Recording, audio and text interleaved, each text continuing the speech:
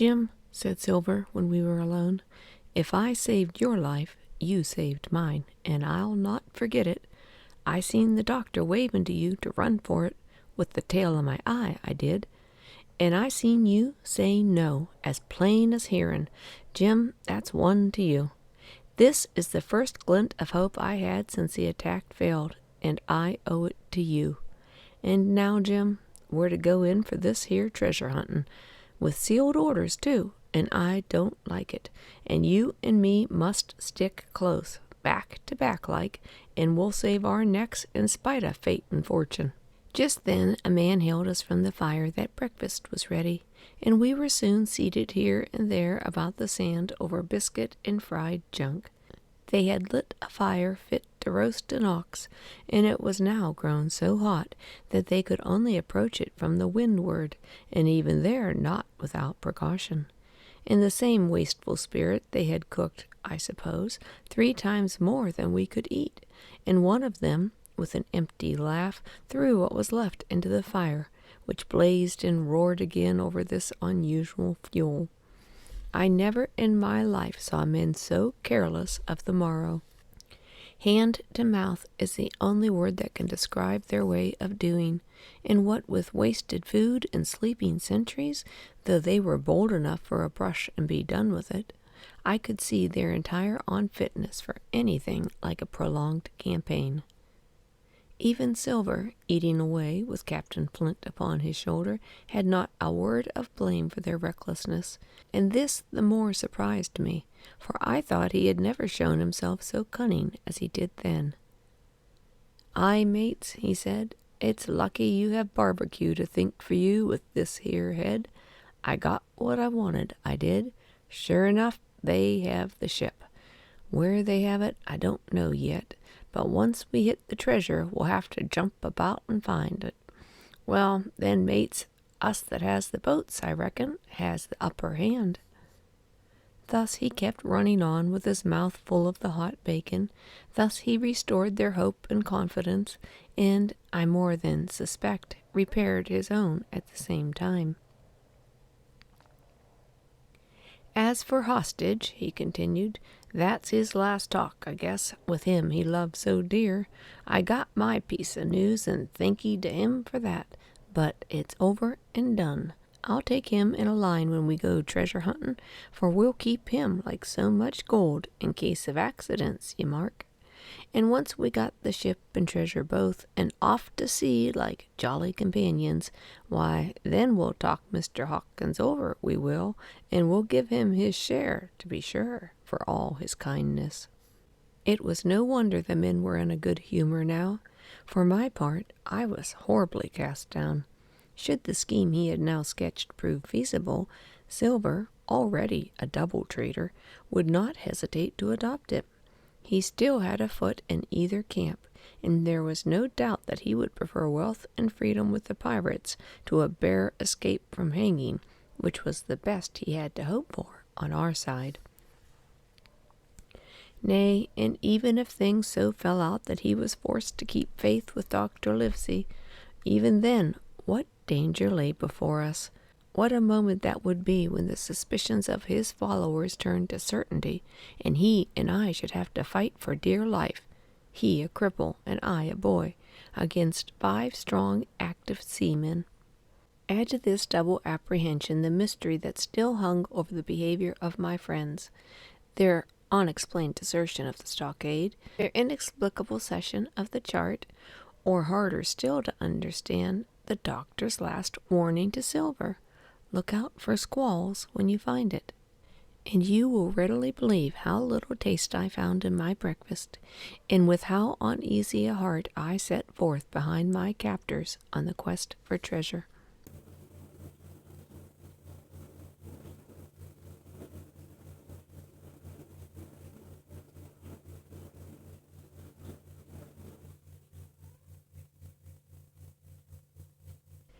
We made a curious figure, had anyone been there to see us, all in soiled sailor clothes, and all but me armed to the teeth. Silver had 2 guns slung about him, one before and one behind, besides a great cutlass at his waist and a pistol in each pocket of his square-tailed coat.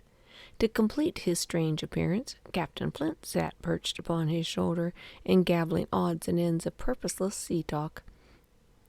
I had a line about my waist and followed obediently after the sea cook, who held the loose end of the rope, now in his free hand, now between his powerful teeth. For all the world, I was led like a dancing bear. The other men were variously burdened, some carrying picks and shovels, for that had been the very first necessity they brought ashore from the Hispaniola, others laden with pork, bread, brandy for the midday meal. All the stores, I observed, came from our stock, and I could see the truth of Silver's words the night before. Had he not struck a bargain with the doctor, he and his mutineers, deserted by the ship, must have been driven to subsist on clear water and the proceeds of their hunting. Water would have been little to their taste, and a sailor is not usually a good shot. And besides all that, when they were so short of eatables, it was not likely they would be very flush of powder. Well, thus equipped, we set out, even the fellow with the broken head, who should certainly have kept in shadow, and straggled one after another to the beach, where the 2 gigs awaited us. Even these bore traces of the drunken folly of the pirates, one in a broken thwart, and both in their muddy and unbailed condition. Both were to be carried along with us for the sake of safety, and so, with our numbers divided between them, we set forth upon the bosom of the anchorage. As we pulled over, there was some discussion to the chart. The Red Cross was, of course, far too large to be a guide, and the terms of the note on the back, as you will hear, admitted of some ambiguity. They ran, you may remember, tall tree, spyglass shoulder, bearing a point to the north of north-northeast. Skeleton Island, east-southeast, and by east. 10 feet. A tall tree was thus the principal mark. Now right before us the anchorage was bounded by a plateau from 200 to 300 feet high, adjoining on the north the sloping shoulder of the spyglass, and rising again towards the south in the rough cliffy eminence called the mizzen-mast hill. The top of the plateau was dotted thickly with pine trees of varying height. Every here and there one of a different species rose 40 or 50 feet clear above its neighbors, and which of these was the particular tall tree of Captain Flint could only be decided on the spot and by the readings of the compass. Yet, although that was the case, every man on board the boats had picked a favorite of his own ere we were halfway over, Long John alone shrugging his shoulders and bidding them wait till we were there. We pulled easily, by Silver's directions, not to weary the hands prematurely, and after quite a long passage, landed at the mouth of the second river, that which runs down a woody cleft of the spyglass. Thence, bending to our left, we began to ascend the slope towards the plateau. At the first outset, heavy, miry ground and matted vegetation greatly delayed our progress, but by little and little the hill began to steepen and become stony underfoot, and the wood to change its character and to grow in a more open order. It was indeed a most pleasant portion of the island that we were now approaching. A heavy scented broom and many flowering shrubs had almost taken the place of grass. Thickets of green nutmeg trees were dotted here and there with the red columns and the broad shadow of the pines, and the first mingled their spice with the aroma of the other. The air, besides, was fresh and stirring, and this, under the sheer sunbeams, was a wonderful refreshment to our senses. The party spread itself abroad in a fan shape, shouting and leaping to and fro. About the center, and a good way behind the rest, Silver and I followed. I tethered by my rope, he plowing with deep pants along the sliding gravel. From time to time, indeed, I had to lend him a hand, or he must have missed his footing and fallen back down the hill. We had thus proceeded for about half a mile, and were approaching the brow of the plateau, when the man on the farthest side began to cry aloud, as if in terror. Shout after shout came from him, and the others began to run in his direction. "He can't ha' found the treasure," said old Morgan, hurrying past us from the right, "for that's clean atop." Indeed, as we found out when we also reached the spot, it was something very different. At the foot of a pretty big pine, and involved in a green creeper, which had even partly lifted some of the smaller bones, a human skeleton lay with a few shreds of clothing on the ground. I believe a chill struck for a moment to every heart.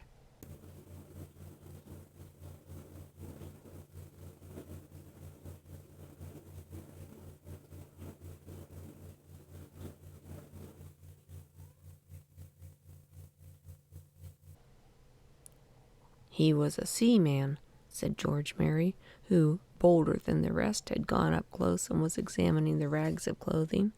"Leastways, this is good sea-cloth." "Aye, aye," said Silver. "Like enough. You wouldn't look to find a bishop here, I reckon. But what sort of a way is that for bones to lie? 'Tain't natural." Indeed, on a second glance, it seemed impossible to fancy that the body was in a natural position. But for some disarray, the work perhaps of the birds that had fed upon him, or of the slow-growing creeper that had gradually enveloped his remains, the man lay perfectly straight, his feet pointing in one direction, his hands, raised above his head like a diver's, pointing directly in the opposite. "I've taken a notion into my old numbskull," observed Silver. "Here's the compass. There's the tip-top point of Skeleton Island, sticking out like a tooth. Just take a bearing, will you, along the line of them bones." It was done. The body pointed straight in the direction of the island, and the compass read duly east, south, east, and by east. "I thought so," cried the cook. "This here is the pointer. Right up there is our line for the Pole Star in the Jolly Dollars. But by thunder, if it don't make me cold inside to think of Flint, this is one of his jokes, make no mistake. Him and these 6 was alone here. He killed 'em, every man of 'em. And this one he hauled here and laid down by compass. Shiver me timbers. They're long bones, and their hair was yellow. Aye, that would have been Allardyce. You mind Allardyce, Tom Morgan?" "Aye, aye," returned Morgan. "I mind him. He owed me money, he did, and he took my knife ashore with him." "Speaking of knives," said another, "why don't we find his lying around? Flint weren't the man to pick a seaman's pocket, and the birds, I guess, would leave it be." "By the powers, that's true," cried Silver. "There ain't a thing left here," said Mary, still feeling around the bones. "Not a copper doit nor a baccy box. It don't look natural to me." "No, by gum, it don't," agreed Silver. "Not natural, nor not nice, says you. Great guns, messmates, but if Flint was living, this would be a hot spot for you and me. 6 they were, and 6 are we, and bones is what they are now."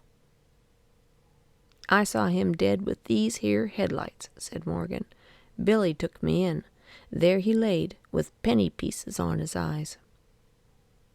"Dead? Ah, sure enough, he's dead and gone below," said the fellow with the bandage. "But if ever spirit walked, it would be Flint's. Dear heart, but he died bad, did Flint." "Aye, that he did," observed another. "Now he raged, now he hollered for the rum, and now he sang. 15 men were his only song, mates, and I tell you true, I never rightly liked to hear it since. It was main hot, and the windy was open, and I hear that old song coming out as clear, and the death hall on the man already." "Come, come," said Silver. "Stow this talk. He's dead, and he don't walk. That I know. Leastways, he won't walk by day, and you may lay to that. Care killed a cat. Fetch ahead for the doubloons." We started, certainly, but in spite of the hot sun and the staring daylight, the pirates no longer ran separate and shouting through the wood, but kept side by side and spoke with bated breath. The terror of the dead buccaneer had fallen upon their spirits.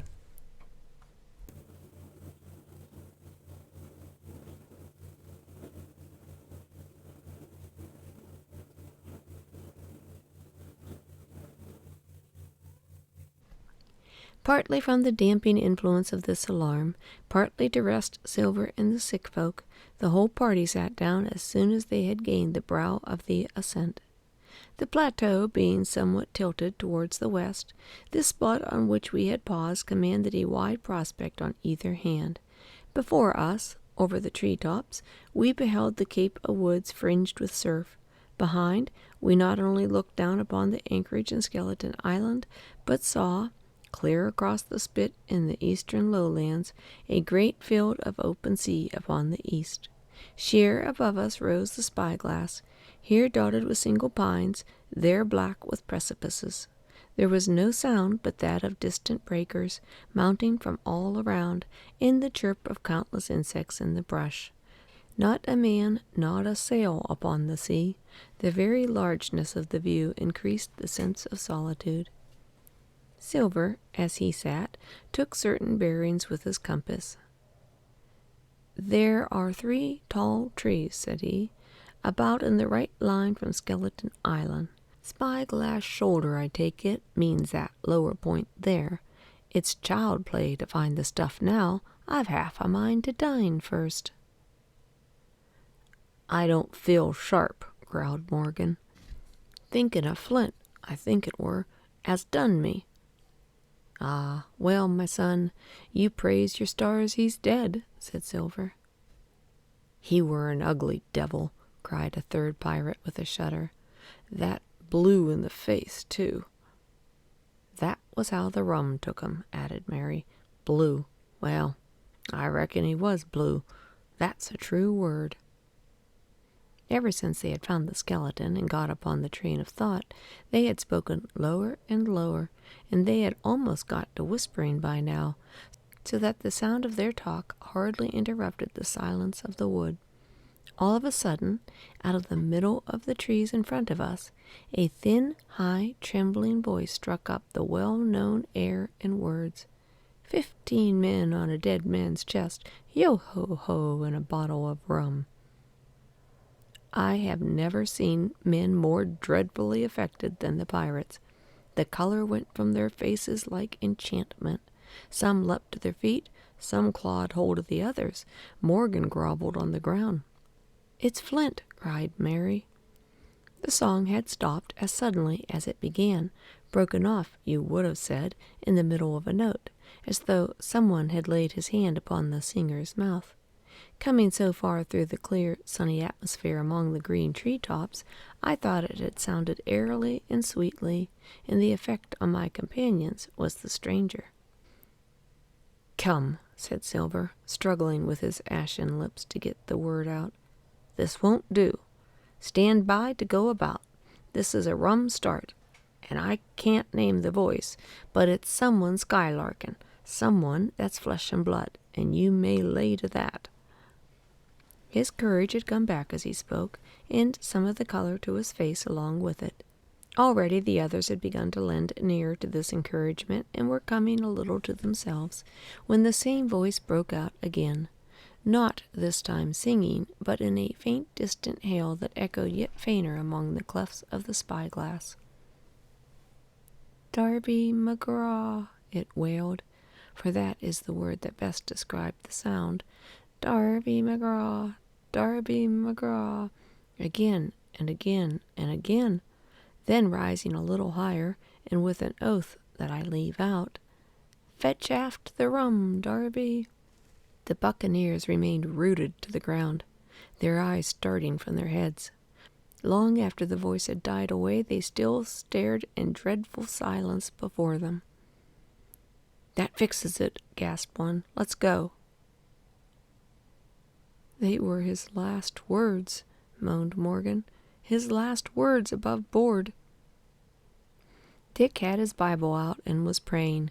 He had been well brought up, had Dick, before he came to sea and fell among bad companions. Still, Silver was unconquered. I could hear his teeth rattle in his head, but he had not yet surrendered. "Nobody in this here island ever heard of Darby," he muttered. "Not one but us that's here." And then, making a great effort, "Shipmates," he cried, "I'm here to get that stuff, and I'll not be beat by man or devil. I never was feared of Flint in his life, and by the powers I'll face him dead. There's 700,000 pound not a quarter of a mile from here. When did ever gentleman of fortune show his stern to that much dollars for a boozy old seaman with a blue mug, and him dead, too?" But there was no sign of reawakening courage in his followers, rather indeed of growing terror at the irreverence of his words. "Belay there, John," said Mary. "Don't you cross a spirit?" And the rest were too terrified to reply. They would have run away had they dared, but fear kept them together, and kept them close by John, as if his daring had helped them. He, on his part, had pretty well fought his weakness down. "Spirit? Well, maybe," he said. "There's one thing not clear to me. There was an echo. Now, no man ever seen a spirit with the shadow. Well, then, what's he doing with an echo to him, I should like to know? That ain't natural, surely." This argument seemed weak enough to me, but you can never tell what will affect the superstitious, and to my wonder George Merry was greatly relieved. "Well, that's so," he said. "You've got a head upon your shoulders, John, and no mistake about it. 'Bout shipmates, this here crew was on the wrong tack, I believe, and come to think on it, it was like Flint's voice, I grant you, but not just so clear away like it, after all. It was liker somebody else's voice, now. It was liker—" "By the powers, Ben Gunn!" roared Silver. "Aye, and so it were," cried Morgan, springing on his knees. "Ben Gunn it were."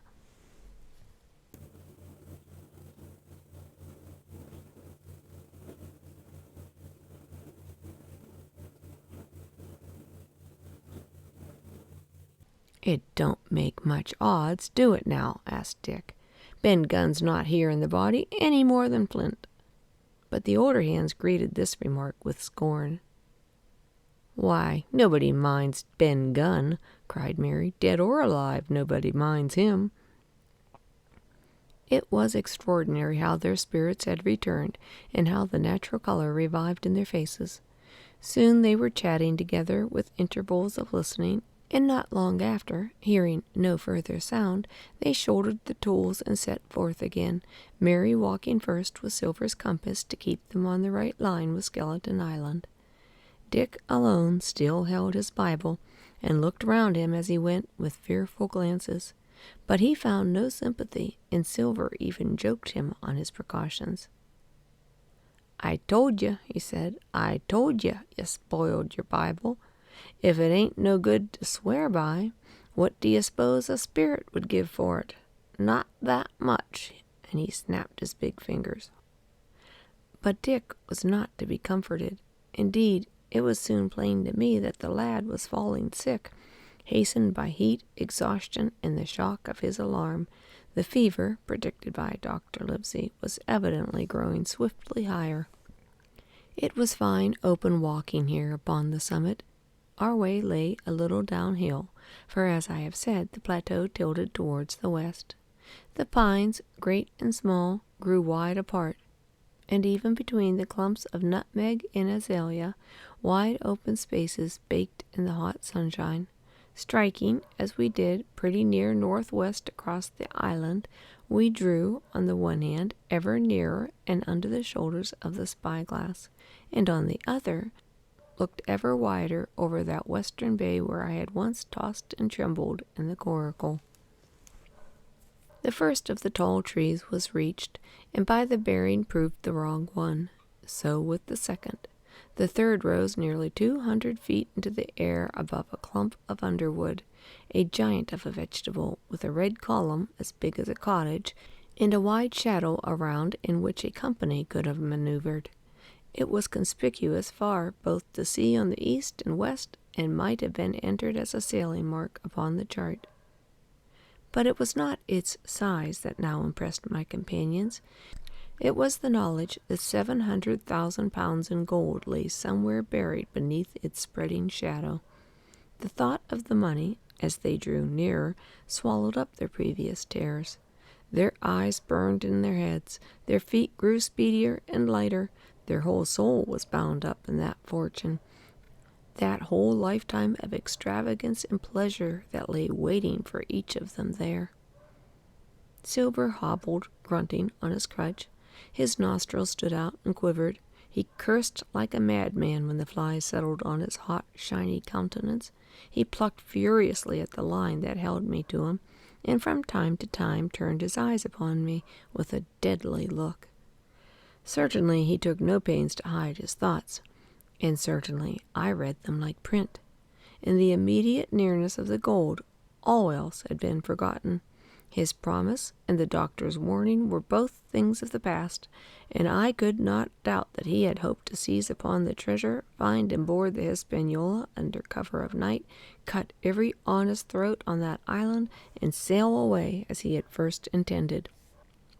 Shaken as I was with these alarms, it was hard for me to keep up with the rapid pace of the treasure hunters.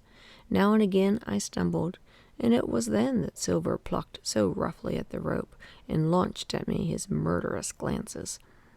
Dick, who had dropped behind us and now brought up the rear, was babbling to himself both prayers and curses as his fever kept rising.